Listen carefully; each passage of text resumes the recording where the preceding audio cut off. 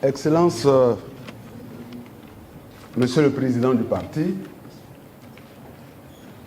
Madame Nadi Gbagbo, marraine des messagers, camarades vice-présidents du parti, camarades de la haute direction du parti, camarades présidentes et présidents des commissions du parti, camarades messagères de son Excellence Laurent Gbagbo, honorables invités. Je prends la parole en tant que responsable coordinateur du pôle Solidarité qui a été mis en place par la direction exécutive du parti lors du comité central du 23 août 2025. Alors notre parti, comme l'a rappelé le président exécutif, après son éviction du pouvoir par une rébellion armée, tout le monde sait, en 2011, a vu ses militants être l'objet de tous les maux. Mais en tant que parti, nous nous sommes accommodés, nous sommes accoutumés et nous prenions en charge, vaille que vaille, nos cas sociaux, nos prisonniers, depuis la crise électorale de 2010-2011. Et nous avions deux structures, deux branches donc, qui les prenaient en charge.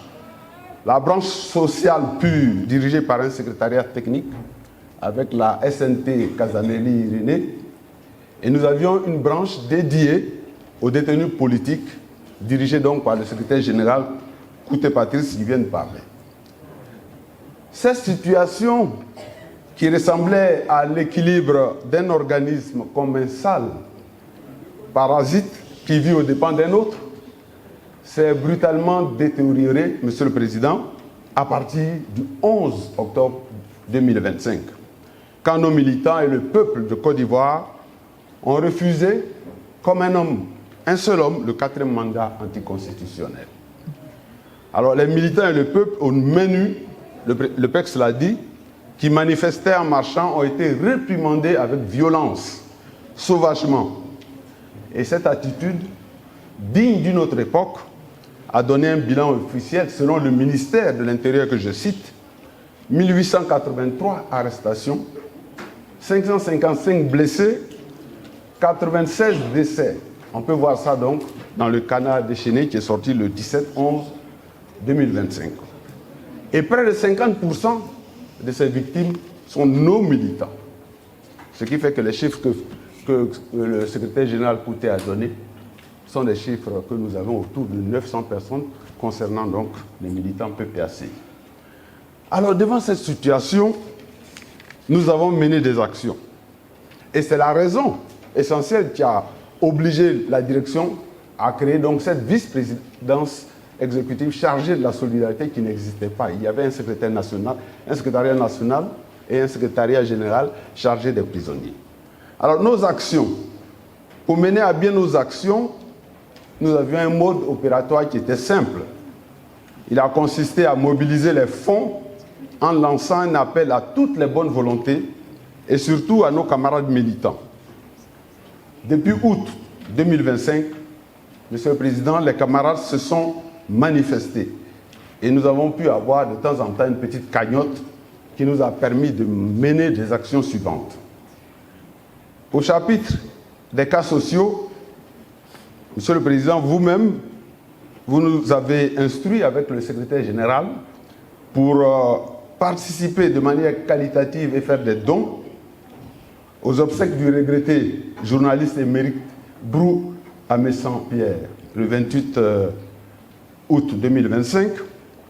De nombreuses délégations ont rendu des visites de compassion et de soutien aux parents des défunts, des blessés d'Abié, de Beaunois,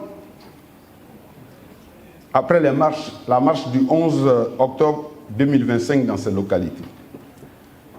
Une délégation de qualité du parti, conduite par le président exécutif, s'est même rendue à Yamoussoukro sur votre instruction, le 8 novembre 2025, pour compatir et faire un don aux parents des deux jeunes défunts, Kwaku Paul et Kwasi Constant, lâchement exécutés lors des marches de refus du 4e mandat à Yamoussoukro.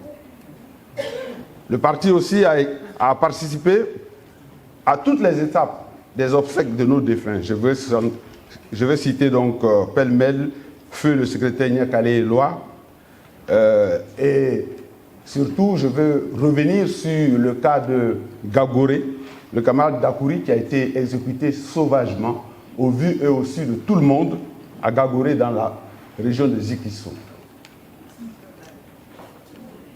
Le plus récent que le parti, la plus récente manifestation du parti a été donc l'accueil de la dépouille de notre camarade le gouverneur Sam Etiassé le 21 novembre 2025 à l'aéroport Félix Houphouët-Boigny.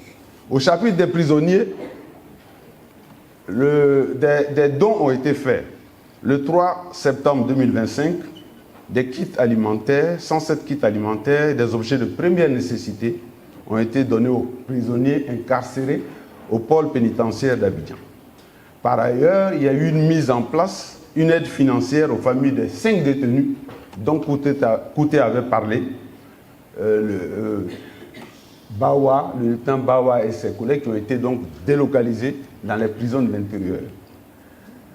Le 19 octobre 2025, une aide financière a été fournie aux détenus du GOR et remis au cabinet du coordonnateur adjoint Gaïe Douadou. Ce même jour, une somme de 2 millions a été récoltée par la cellule Solidarité, a été remise par le SGA pour mobiliser le groupe d'avocats censé être les conseils de nos prisonniers.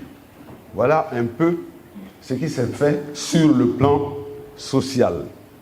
Je voudrais conclure, Monsieur le Président, camarades de la haute direction, messagères, je voulais conclure ce qui est en fait notre rapport d'activité des 3 mois passés, en avouant à notre corps défendant que la répression du pouvoir a été si violente, si importante sur toute l'étendue du territoire, que donc les informations étaient difficiles à collecter en temps réel, parce que nos coordonnateurs, nos fédéraux étaient cachés, ce qui a sûrement créé des défaillances dans le système de notre fonctionnement. Je pense que ces limites ont suscité donc la création de cette initiative. Tout en demandant votre indulgence, je voudrais vous remercier, Excellence, Monsieur le Président, pour votre soutien sans faille pour toutes ces victimes. Je voudrais aussi remercier Mme Nadi Gbagbo qui a été toujours présente, mais de manière discrète, auprès des prisonniers et dans les événements de Nayo, dans les événements de Saïwa, de Yamsoukro, de Bonois, etc. Elle s'est investie comme vous. En tout cas, merci, madame. Je remercie également tous les cadres, tous les responsables des régions, les militants de la diaspora qui ont été prompts à nous aider et tous les bénévoles. Je les exhorte à apporter leur soutien aux victimes et je prie que Dieu bénisse notre président, qu'il permette la libération de notre beau pays et de tous les prisonniers d'opinion avant la rentrée 2026. Je vous remercie.